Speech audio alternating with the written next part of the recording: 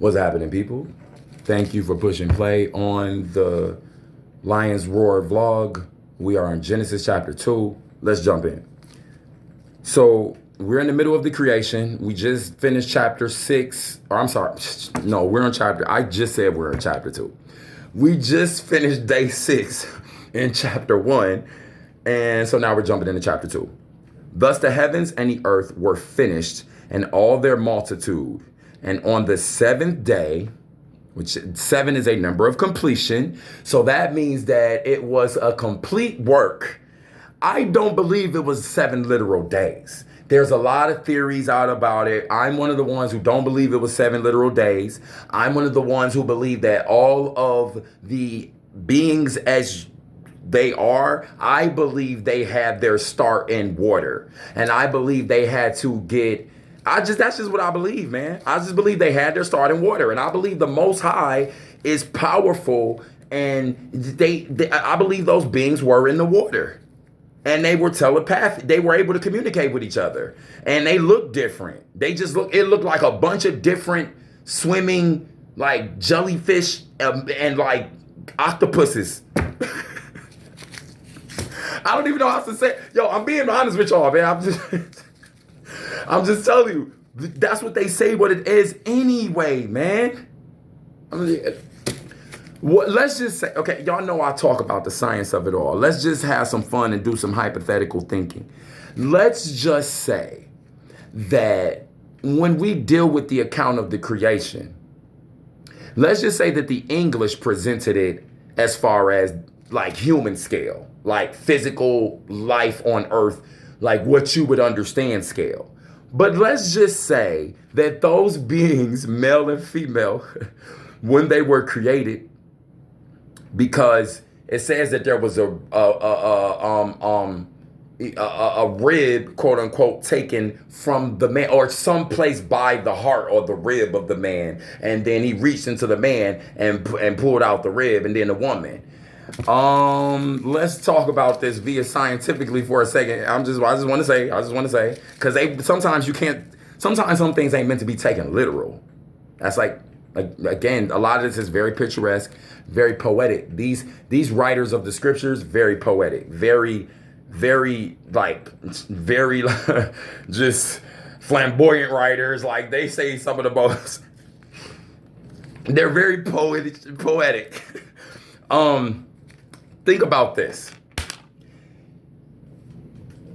Adam, that first human, let's just say that it was the single cell that the human started with.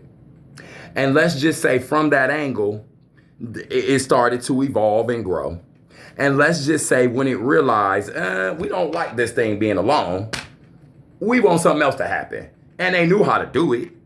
So they literally reached into the thing and it split in two. And you had a different being over here than you had over here. It was like this being, but it was different. It had to be different because, well, that's what they wanted. It couldn't be the same thing because it was like, well, this thing is by itself now. You know, what is it going to do? How is it going to be? Now, when we start dealing with what we're about to deal with over the next few chapters, and we get into dealing with the account of the fall, or how the church, they call it the fall into sin. Man, I'm going to tell y'all exactly what I think it is when we get into it. I'm going to tell y'all exactly, because is it this chapter? No, it's chapter 3. I'm going to tell y'all what I think, because it leads into chapter 2. But I'm going to tell y'all what I think it is when we get into it, man. I think it supports them starting in the water. That's just what I believe. And then I believe their entryway unto the earth was then designed to be what it was, and they started upon the earth. Honestly, I don't understand why people get so twisted up about that angle, because why? Why people get so twisted up about that? Because I'm not saying, oh, the scriptures is wrong. I'm not trying to present no new doctrine. I'm just saying maybe these English ain't necessarily tell us everything. That's what I'm saying. Why the Vatican so secret? Why they got everything hidden in the Vatican City over there, up over there? Why they hiding everything? Why was the Roman Catholics lying so much? And then why? And then if you know that the Protestant movement broke off of literally the Roman Catholics, which was already twisted, then the Protestants, hey, they pretty much made their thing based off of something that was twisted anyway. Yeah, now, let me be careful here because again, I don't want to get because right now the current administration, they are conservative, so they would be Protestant. So let me be careful. But I'm just saying in general, y'all gonna hear some stuff. I'm about to just open it up and just be real because people be talking about it anyway, man. Let's talk about it. That's what the Most High wants to happen anyway, so we can have this dialogue and move forward and get the true power, what we need to really get out of this thing, out of it, right? So let's go ahead and jump into chapter 2. Thus the heavens and the earth were finished and all their multitude. Did I already read that? Yeah. So the Most High God blessed the seventh day and hallowed it and called it hallowed, like it was sacred and it was pure. It was good, happy. Like this is great. This is sacred. This is something to sit back and reflect upon because on it the Most High rested from all the work that He had done in creation. Okay, so it wasn't nothing happening, and that was just I'm done. This is good. All right. These are the generations of the heavens and the earth when they were created. Did you hear that word right there? Generations. Generations. Is a day a generation? No. How can a day be a generation? There's a scripture that says one day is as likened as unto 1,000 days is unto the Most High, and 1,000 days is likened as unto one day. So that's dealing with like helping for the human to say, well, for the spirit, 1,000 years is nothing. For the spirit, that's like these smaller animals amongst us. If you know your science, y'all know I'm a science guy. I'm always say it. If you know your animals, that's why I like the dog and the cats. They perceive the day. What is it? Is the days are longer to them, I believe. I think they say the days are longer to them. So like that's why they age the way that they do. Like they don't have these long lives because their perception of like their brains and their nervous system, that the days are longer. You can look this up. That's facts. Okay. So that should let you know right there. That should let you know right there, the Most High God is the energy at large. It would have to be larger than everything because 1,000 days to them is like, psh, that's light work for us. It says right here, these are the generations, y'all. Generations of the heavens and the earth when they were created. That's deep right there, man. Generations. Maybe it used a day to help us realize, well, it wasn't that long of a time and it was a square time. So, or maybe it used 7. Maybe the English used days to help, because remember, I'm reading an English translation now.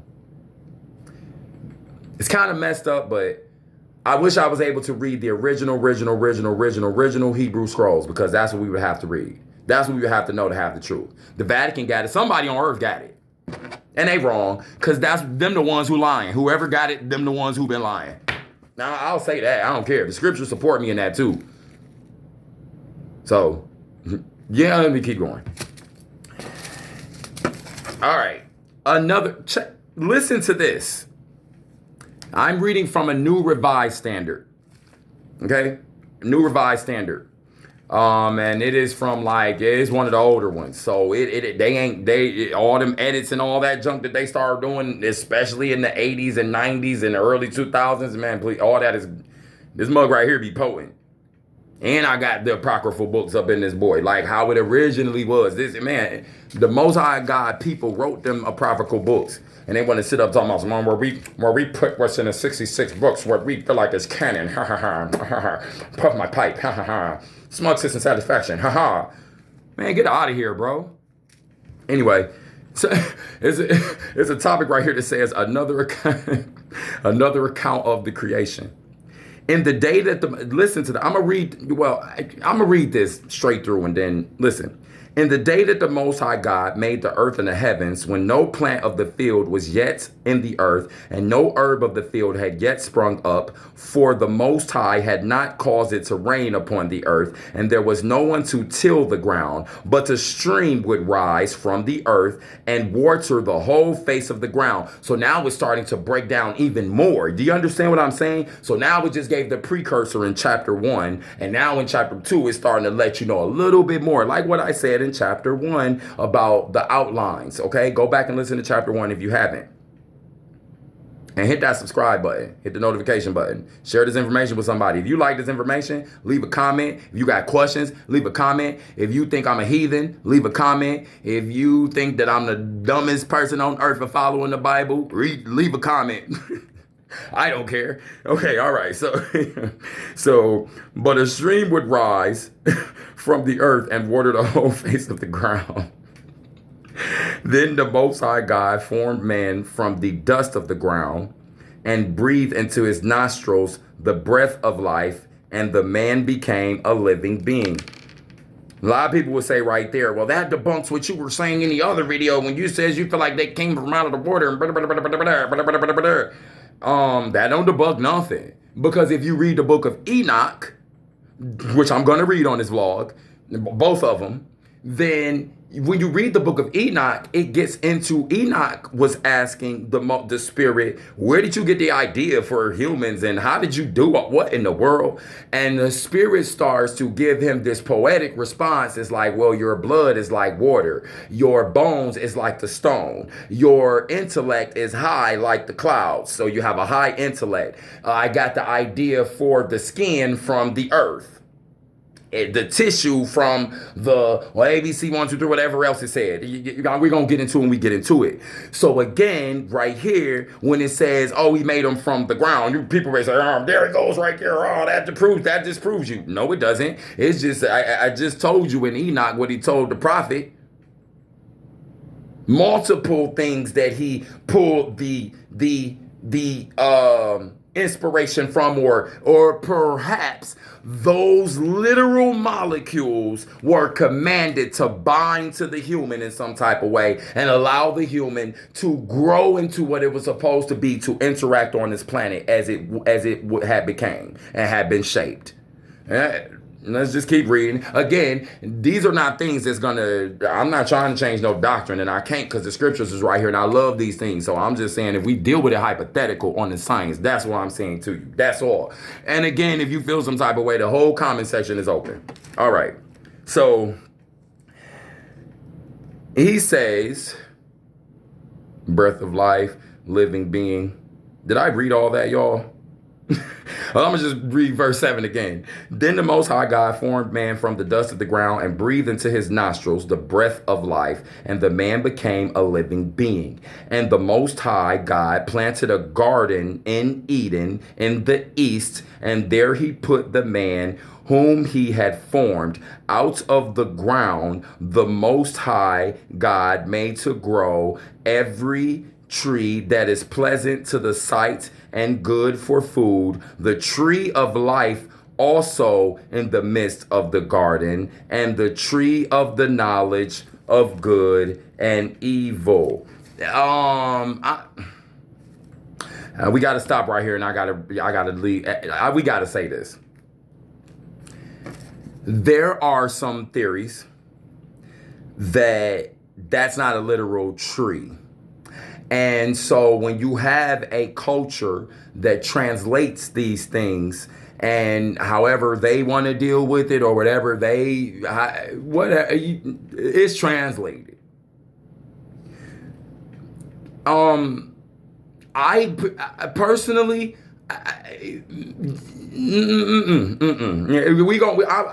I'm gonna talk about the tree and everything when we get into chapter 3 and we get to talking about the serpent and all that stuff that happens. And then I'm going to tell you my theory about it.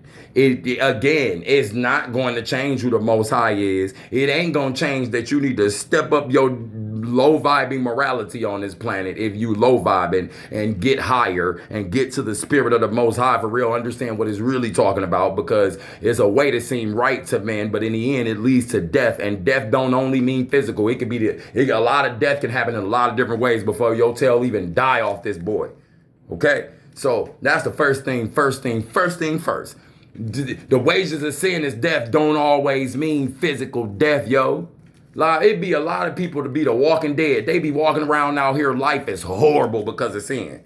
Because they just will not change morally. And they keep trying to figure out what's going on and why everything don't work. And it's because they are running in the circle of death. Real talk right there. Death ain't only physical, yo. So I'm gonna tell you when we get into that chapter 3 what I think it is. I'm not gonna jump myself there, but it's what I think it is. It makes a lot of sense to me, because it goes into the fact that if not, let's just say hypothetically, if the Most High is spark like puts the blueprint or the thing in motion, and it evolves into what we are today, and whatever, and it's still evolving, then we have to deal with something, like, because we were only going to evolve to a certain level point anyway, because that's what it says in the scriptures. We're not going to be able to get to a certain place, right? They talk about that literally. We're going to talk about that here soon in these coming chapters. So it's just very interesting how you look at this literal physical tree, and it's like, was it literally a physical tree? But then we have to look at the English. Now, this is where we have to be real with ourselves about the scriptures. And I'm going to keep it real, man. It just is what it is. You cannot present these scriptures if you don't deal with the lies around them. As far as it comes down to the modern cultures and the countries and the men who got their hands on these things, you cannot deal with them if you are not willing to be real with yourself about the lies of these things, y'all. That's a 2,000% truth right there, because you would not be dealing with at least trying to lean towards the truth. Because like I said, we really truly won't know 100% of all of it unless we had our eyes on them boys that they wrote themselves. But the spirit and the anointing, just like it says in 1 John, will be the thing that will lead you and teach you. And it says that I'll lead you and teach you more. That if them leaders ain't telling you right, and if they tricking and if they confusing, if they out here mixing their own doctrine in it, if they out here trying to, which they did, and if they out here doing all this stuff they doing and all that, and you feeling confused, you don't really know, get in contact with me. I promise you, I'll lead you to what you're supposed to be. And he says, and it literally says in the scriptures, ain't no book, ain't no education, ain't no man, ain't nobody can teach you what my spirit gonna teach you. And then you'll be the one who I use to teach them or teach or others or whatever. As long as you keep your heart in the right place. As soon as your heart ain't in the right place, you out of there. That's real.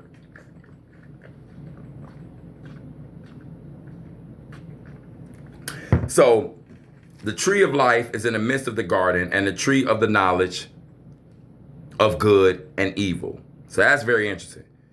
Why would the Most High put the literal physical tree there? The tree of life and the tree of the knowledge of good and evil.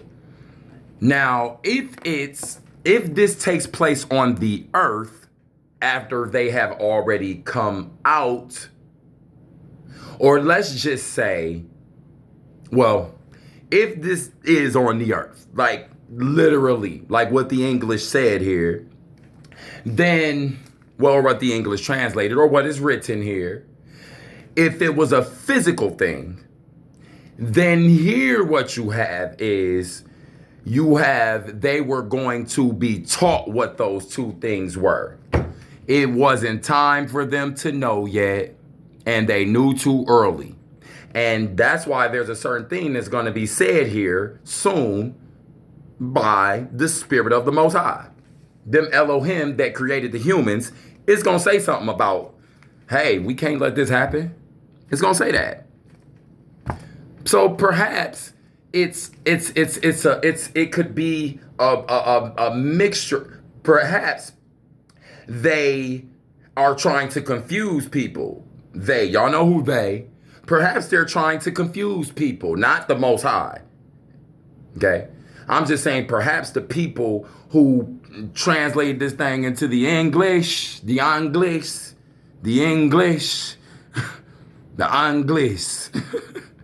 perhaps them, maybe they was on some weird trickery stuff. Well, we got to know that they was, because look at what they did. They whitewashed the whole thing, tried to tell us that everybody looked like Brad Pitt. Come on, man. Anyway, I ain't got nothing against Brad Pitt either. I'm just saying. You know what I'm saying? A river flows out of Eden to water the garden, and from there it divides and becomes 4 branches. The name of the first is Pishon. And it is the one that flows around the whole land of Havilah, where there is gold, a rich land. And the gold of that land is good, is plentiful, is rich. Bdellium and onyx stones are there. So it's a rich, like, materialistically, like, with natural resources, wealthy. The name of the second river is the Gihon. It is the one that flows around the whole land of Cush. Okay? Now, you may say, how they know these names that early? Remember, Moses penned this. So Moses would have been making reference to an area that they would have understood. So when he's saying Cush, he's like, oh, that's the area. It wasn't called that back then. We don't hear about Cush until later. Okay? The name of the third river is Tigris, which flows east of Assyria. And the fourth river is the Euphrates. So right now they have their language or their names, because again, Moses is making reference as he's pulling all this work together and he's compiling this stuff because he was commanded to do that. The Most High God, well, him and Aaron, the Most High God took the man and put him in the Garden of Eden to till it and to keep it. And the Most High God commanded the man, you may eat freely of every tree of the garden, but of the tree of the knowledge of good and evil you shall not eat, for in the day you eat of it, you shall surely die. I have a thought here, an idea that's in my head that I want to just kind of say. It says the Garden of Eden. Y'all, what if that garden, what if part of that garden, what if it was in the mind? What if Eden was the beginning of understanding and knowledge and wisdom? And the fruit and what if it's metaphorical and them English ain't translated right? And the fruit, or we're not translating, or they didn't teach it to us properly. I'm just saying hypothetically. And the fruit and the vegetation that it's talking about is like, hey, you can do all these things. You can go, if you have the idea to build it, yeah, you can go build it. You can go do that. You can go do that too. You can do that too. You can do that too. Yep, you can do that too. You can do that too. But this right here, don't mess with it. Or not necessarily don't mess with it, but we ain't gonna tell you about it yet. Or, you are warned about it, like, hey, there is something there are other things, but that's not for you yet. Don't worry about it. We're going to get to that. We'll get to that. Why would they have done that approach? Because however it is, even if it's literally like what this right here, I'm just saying it, I'm still reading through it and I still follow these scriptures. I still believe the Most High is real. I still believe you got to have higher morality. But even so, the overarching thing that we have to pay very deep attention to is it wasn't time for them to know that piece of information yet, but it was definitely there, so they were going to have access to it. There's a point. Let me not get ahead of myself because, I am going to get ahead of myself. There's a point, and we're going to read through this. You're going to hear this. You're going to see it. You're going to hear it. There's a point where the Most High is making reference to the spirit of the Elohim that is making reference to the humans. And it says, man, we going to have to do something about this because they can become like us if they mess with this thing that we told them not to mess with. So because now I'm getting ahead of myself, but whatever. Now because they know about it preemptively, we're going to have to do something about that. Because if they should decide to understand that they could, because right then at that time, it would have probably been closer for them to be closer to immortal. So you got to think about this.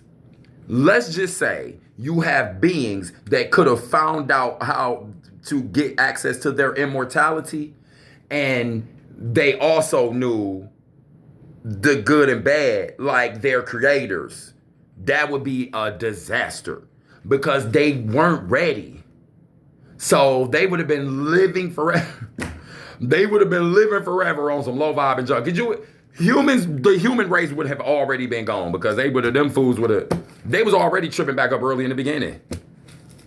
That's where the account of the flood comes from. And again, science proves at some point they know that the entire earth was flooded, but there was already mountains and trees and waterways and things and beings upon the earth, and it flooded. That is, everybody wants to talk about that. It's scientific, bro. You can look it up. You can look it up. The dismissive people who want to talk about, oh, that's just impossible. They don't understand the scriptures, like they don't understand poetry. They don't understand reading. These people don't read. They'd rather just like watch TV or just pump their head full of YouTube. And I'm not hating on that because I'm on YouTube right now you're watching me on YouTube right now. It's a blessing. But bro, come on, man. You got to read and you got to research and you got to know what's going on with these words that you're messing around with, that you dig into. Because if you don't, you could be getting okie doke from here to forever and you won't never know nothing. For real. And you'll be kept blind and confused. So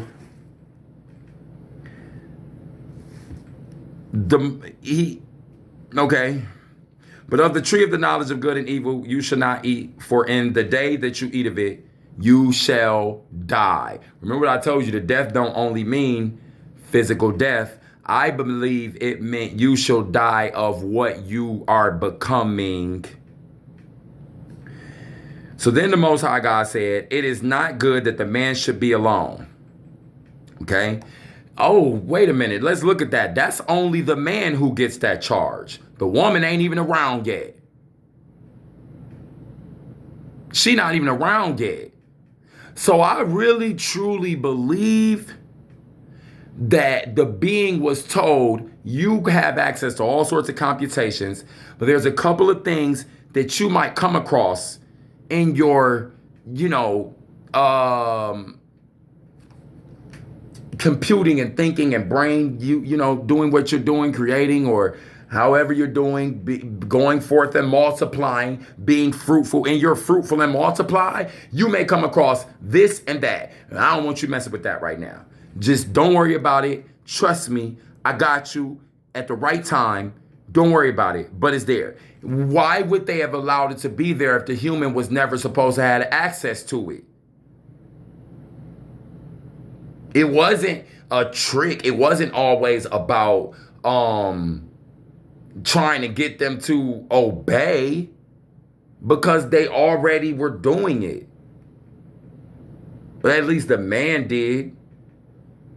The new being, well, we got to talk about what happens with the new being. I believe the curse between the serpent and the woman is very revelatory in what we're really how we could really be looking at this thing and understanding a little bit more how the mark of what the serpent did to the woman can be in all the humans, literally. A lot of people, when I tell y'all my personal theory about it, y'all gonna be like, I may not listen to this dude no more. He's a little extreme. It's just gonna be hypothetical. Again, like I'm saying, all I'm doing is just presenting these scriptures as they are, and then I feel some type of way about certain things. I'm gonna say it, but then I'm always gonna say, do your own research and respect what these scriptures say, for real, because that's what I do. But it's fun to have these conversations in this dialogue. And there's a lot of people that want to have this conversation and dialogue, but they always get ostracized, or they don't want to be seen as weird. Me, I don't care no more. I don't care at all. On the camera, in public, with people, with private, I don't care. It don't matter, whatever. 500 people, 500,000 people, negative 500 people, it don't matter. I don't care. I'm gonna spit the truth. It don't matter. Like, I don't got nothing else for y'all, dog, but that. So then the Most High God says, it is not good that the man should be alone. I will make him a helper as his partner.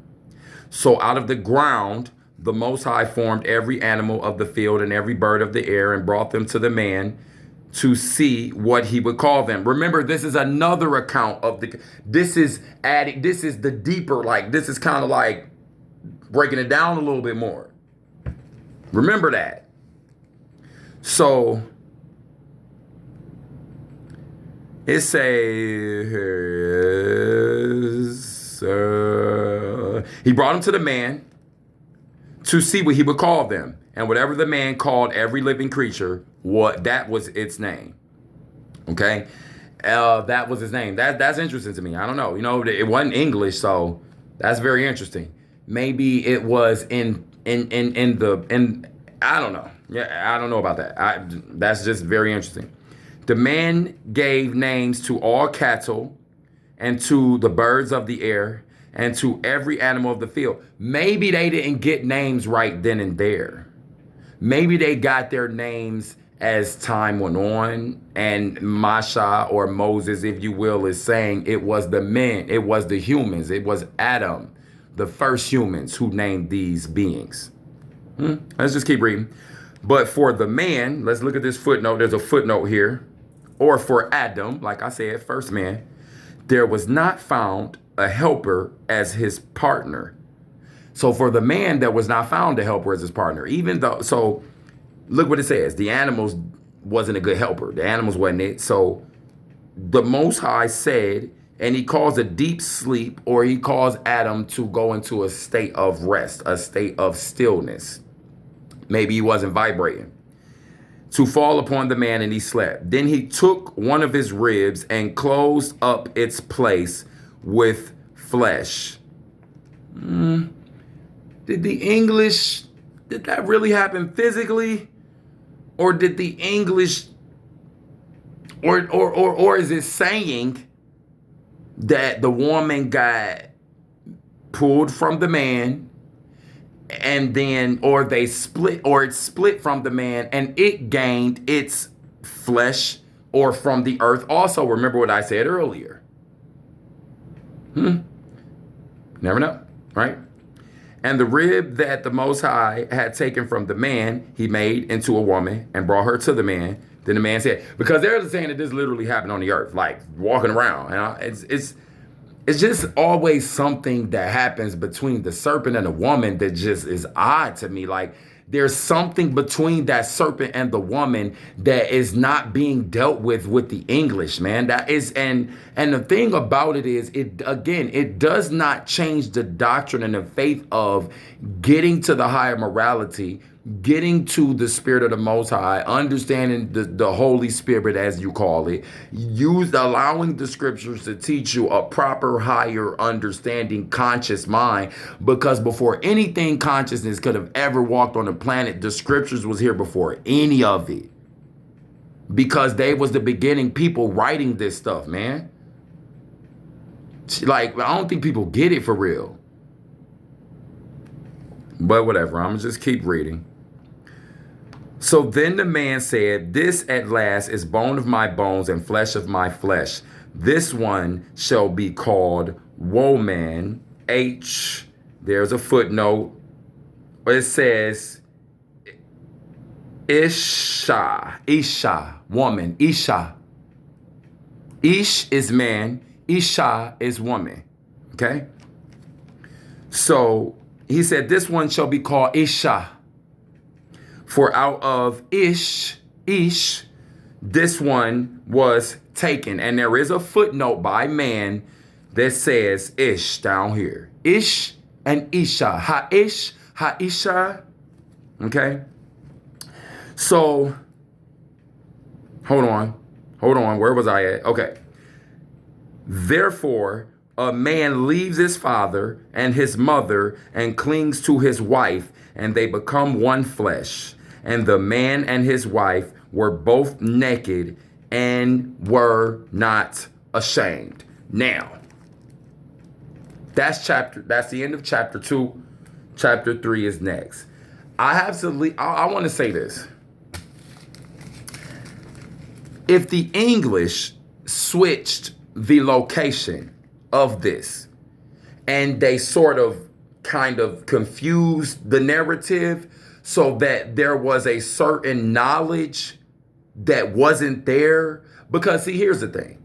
If you deal with this for real, like for per what it actually is, because let's just say, like, if you have access to the original scrolls and you're able to read what it actually is, the original, then it's like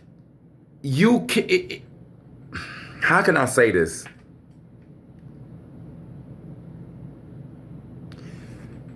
If the English were not honest, or let's just say if they made it a literal physical thing because to them it was weird, or they didn't want you, this is what I was trying to say, or they didn't want you to be able to understand that these beings were in a different state at this point, and that because of that information, that certain things that have been happening with humans are happening because of that.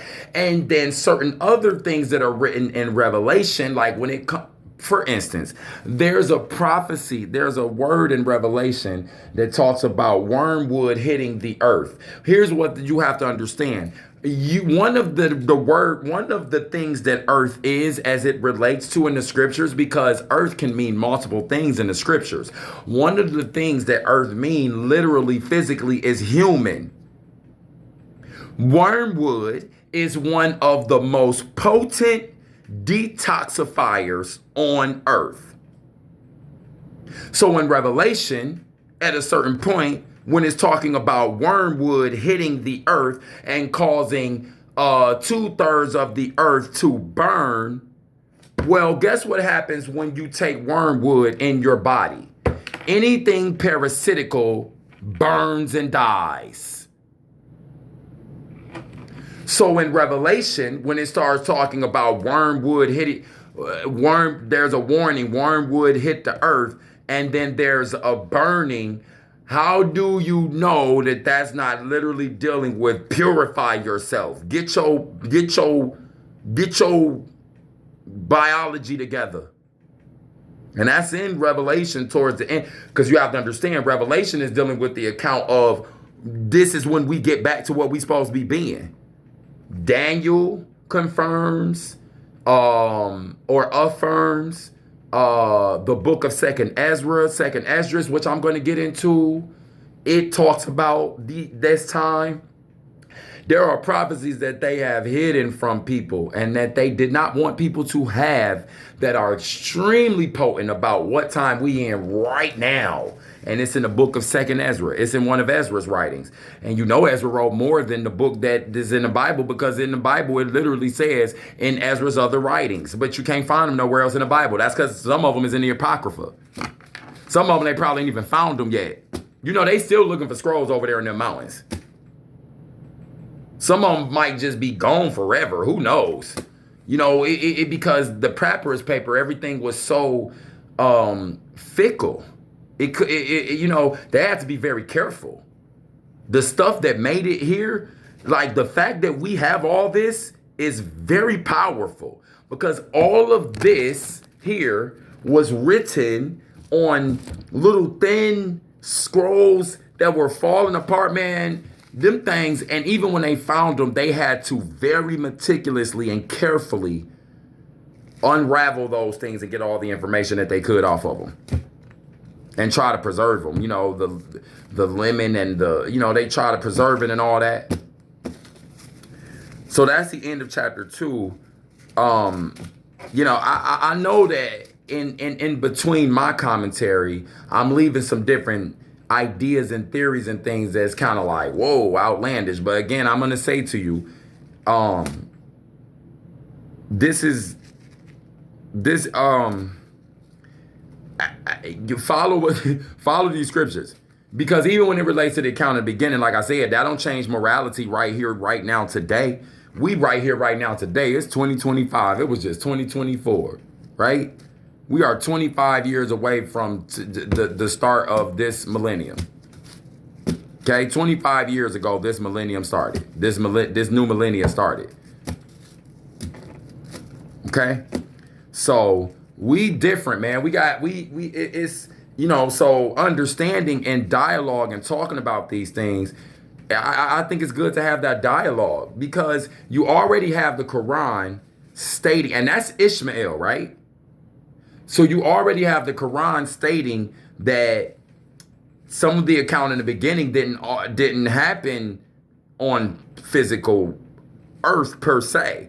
Like I said, they say it happened on another planet or something like that. That's no, it didn't. No, I believe it was just a different part of the atmosphere. So it would have been like another planet, quote unquote. It was just or let's say this, a different form of existence, or evolutionary process, or different being, which would have felt like a different planet, right? Like could have been like because like I said, like I feel like, well, you know what? I'm going to save that for the next chapter, because the next chapter, we get into the account of the fall. And that's when I'm going to tell y'all what I really think that it was. And I really think that the garden, what represented a state of being that they were in, and a mindset that they were able to have.